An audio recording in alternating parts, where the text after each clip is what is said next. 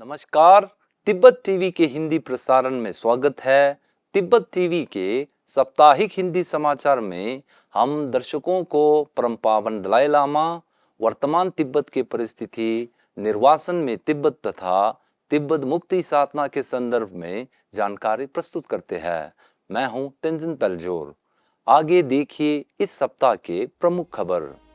परम पावन दलाई लामा जी ने केरल में भारी बारिश तथा भूस्खलन से प्रभावित लोगों के प्रति संवेदना प्रकट की। सिक्योंग पेम्बा त्सरिंग ने अमेरिकी आधिकारिक यात्रा के दौरान परम पावन दलाई लामा जी का आशीर्वाद प्राप्त की। निर्वासित तिब्बती संसद के अध्यक्ष खेम्पो सोनम तेम्पल ने तिब्बत पर जापानी संसदीय समूह के साथ मुलाकात की।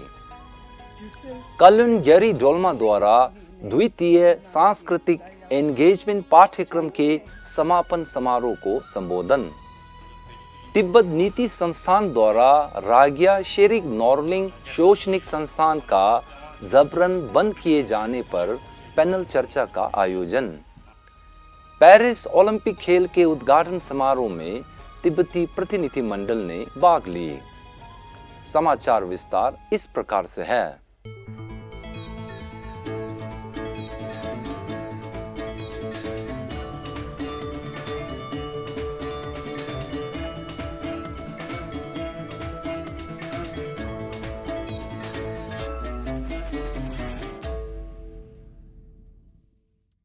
गत 31 जुलाई 2024 को परम पावन दलाई लामा जी ने केरल के मुख्यमंत्री पिनाराई विजयन को एक पत्र लिखकर केरल के वायनाड क्षेत्र में बड़े पैमाने पर भूस्खलन के परिणाम स्वरूप जान माल की नुकसान, घायलों, संपत्ति की तबाही तथा अनेक लोगों को हो रही कठिनाई पर गहरी दुख व्यक्त किया है।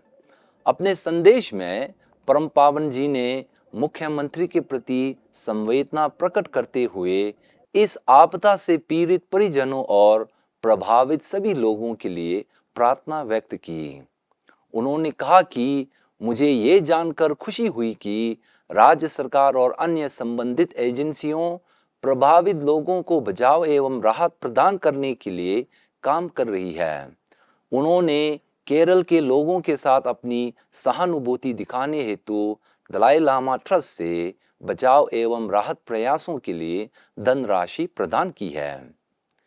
केंद्रीय तिब्बती प्रशासन के सिक्योंग पेम्बा त्सरिंग ने अमेरिका की आधिकारिक यात्रा के दौरान विस्कॉन्सिन, मिनेसोटा तथा शिकागो में रह रहे तिब्बती समुदाय के लोगों को संबोधित किया था।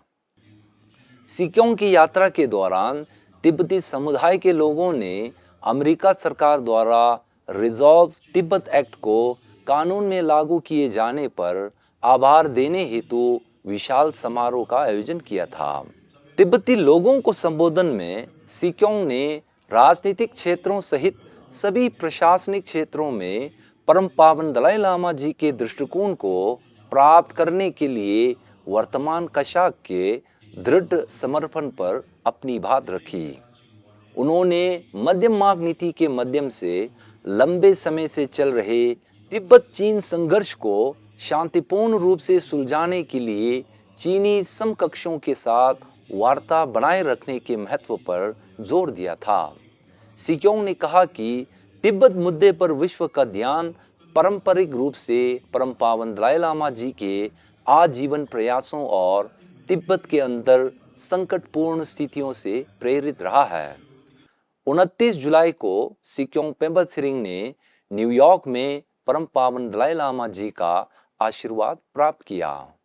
इस हफ्ते निर्वासित तिब्बती संसद के अध्यक्ष खेम्पो सोनम तेम्पल ने जापान की आधिकारिक यात्रा के दौरान टोक्यो में तिब्बत पर जापानी संसदीय समर्थक समूह के कार्यकारी समिति के सदस्यों के साथ जापानी संसद भवन में बैठक किया था। इस अवसर पर संसदीय समूह के अध्यक्ष माननीय शिमोमुरा हुकुबुन ने अध्यक्ष सोनम तेम्पल का स्वागत करते हुए उन्हें तिब्बत मुद्दे पर जापानी सांसदों की दृढ़ समर्थन प्रकट की। साथ ही उन्होंने तिब्बत के अंदर बढ़ती चीनी दमन और औपनिवेशिक शैली के बोर्डिंग स्कूलों के बारे में जानकारी दी। अपने संबोधन में अध्यक्ष सोनम टेम्पल ने जापानी संसदीय समूह द्वारा उन्हें संसद भवन में स्वागत और सम्मान करने के लिए आभार व्यक्त की। उन्होंने वर्तमान तिब्बत में जारी उत्पीड़न तथा हाल ही में तिब्बत के गोलोक प्रांत में जबरन बंद किए गए जिग्मे ग्यालसेन स्कूल के बारे में अवगत कराया। साथ ही उन्होंने परम पावन दलाई लामा जी के नेतृत्व में निर्वासन में तिब्बती लोकतांत्रिक प्रणाली पर अपनी बात रखी। इसके अतिरिक्त अध्यक्ष सोनम टेम्पल ने जापानी संसद में तिब्बत मुद्दे पर प्रस्ताव पारित करने और आगामी वर्ष जापान में 9वें तिब्बत पर विश्व संसदीय सम्मेलन आयोजन करने हेतु सहयोग देने के लिए आभार प्रकट किए। साथ ही अध्यक्ष सोनम टेम्पल ने तिब्बत हाउस का दौरा और तिब्बती समुदाय के लोगों के साथ मुलाकात की। केंद्रीय तिब्बती प्रशासन के कार्यवाहक सिक्योंग कालुन यरी डोल्मा ने तिब्बती कला संस्थान यानी टीपा में आयोजित द्वितीय सांस्कृतिक सहभागिता पाठ्यक्रम के समापन समारोह को संबोधित किया था। इस संस्कृति पाठ्यक्रम में अमेरिका, स्विट्जरलैंड और जर्मनी से 30 तिब्बती विद्यार्थियों ने भाग लिया। यह पाठ्यक्रम टीपा में 1 महीने के लिए रखा गया था। इस अवसर पर तिब्बती कला संस्थान के निदेशक थुंडुप छिरिंग ने पाठ्यक्रम को सफल बनाने में प्रतिभागियों के माता-पिता और कला प्रशिक्षक को श्रेय दिया है। अपने उद्बोधन में कालुन यरी डोल्मा ने तिब्बती संस्कृति के संबंध में चीन के व्यापक चीनीकरण नीतियों के प्रति कड़ी विरोध किया।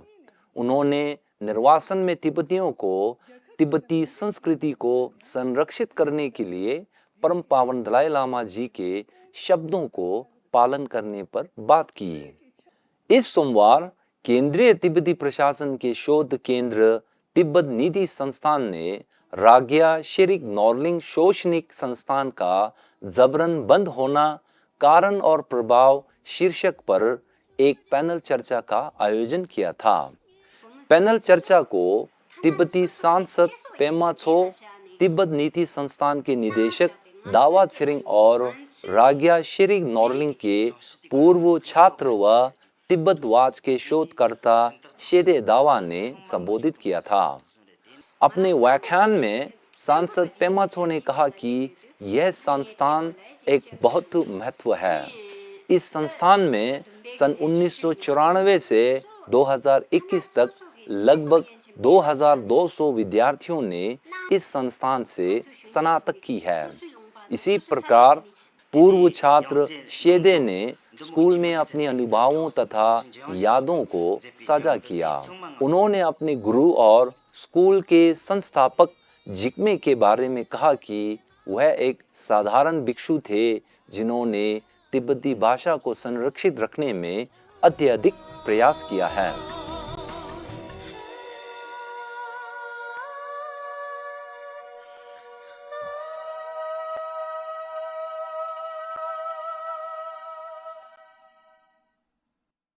ब्रसेल्स तिब्बत कार्यालय के प्रतिनिधि रिंगजिन गेंखांग के नेतृत्व में तिब्बती प्रतिनिधि मंडल को पेरिस ओलंपिक खेल के आयोजन समिति ने उद्घाटन समारोह में आमंत्रित किया था।